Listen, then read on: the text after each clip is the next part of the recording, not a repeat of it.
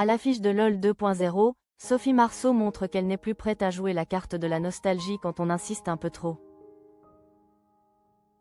Ce 11 février, les salles obscures ont retrouvé un visage familier. Avec LOL 2.0, Sophie Marceau accepte de replonger dans un rôle qui parle à toute une génération, celle qui a grandi avec ses films et ses répliques. Mais au moment de faire la promo, l'actrice a rappelé qu'il y a une frontière très nette entre revisiter un personnage et se laisser enfermer dans une image. Depuis plus de 40 ans, Sophie Marceau traverse les genres sans se répéter. Comédie populaire, film d'auteur, drame, thriller, elle a construit une filmographie qui ne ressemble pas à un seul chapitre, mais à une longue suite de métamorphoses. Pourtant, malgré cet éventail, une même porte se referme souvent sur elle dans les interviews. Celle de l'adolescente de 14 ans propulsée star grâce à la boom de Claude Pinoteau, avec Vic Berreton en étendard. La mise au point de Sophie Marceau pendant la promo de LOL 2.0. À l'époque, elle jouait le jeu, parce qu'on ne choisit pas vraiment ce qui devient un symbole quand on débute. Aujourd'hui, le réflexe a changé. Sophie Marceau ne se contente plus de sourire poliment quand on la ramène à ce film-là. Elle coupe, détourne, et ne manque pas de recadrer. Pas par mépris pour la boom, mais parce qu'elle refuse qu'on réduise sa trajectoire à un souvenir figé, surtout quand elle est en train de défendre un nouveau projet. Les téléspectateurs de TF1 ont d'ailleurs assisté à cette mise au point en direct. En pleine promotion de LOL 2.0, la comédienne a répondu aux questions de Sophie de Vessières, journaliste du groupe. L'échange partait sur une note nostalgique, presque tendre, quand son interlocutrice s'est mise à comparer sa double collaboration avec Lisa Asuelos à celle, plus ancienne, avec Claude Pinoteau. Pendant quelques instants, tout semblait léger, comme un clin d'œil à l'histoire du cinéma français. Reprendre la main sur son récit, le choix de Sophie Marceau.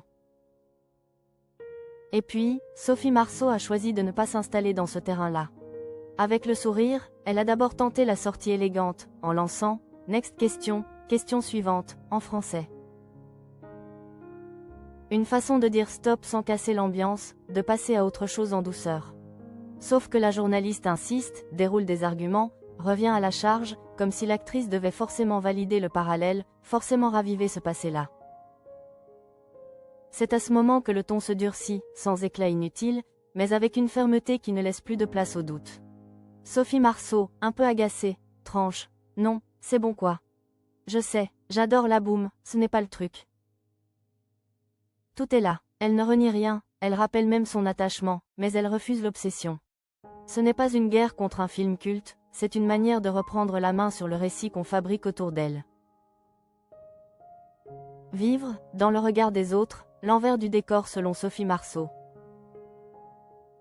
Ce besoin de reprendre le contrôle, elle l'a aussi formulé ailleurs, loin des tapis rouges et des séquences promo calibrées.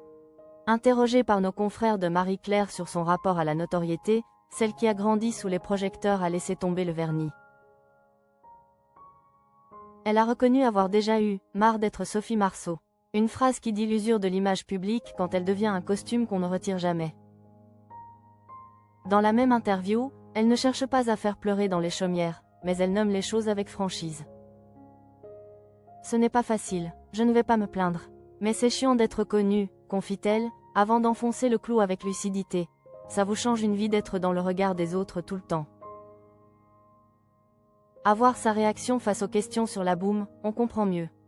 Derrière le « non », un peu sec, il y a l'envie d'exister au présent, sans être ramené, encore et encore, à l'adolescente que tout le monde croit connaître.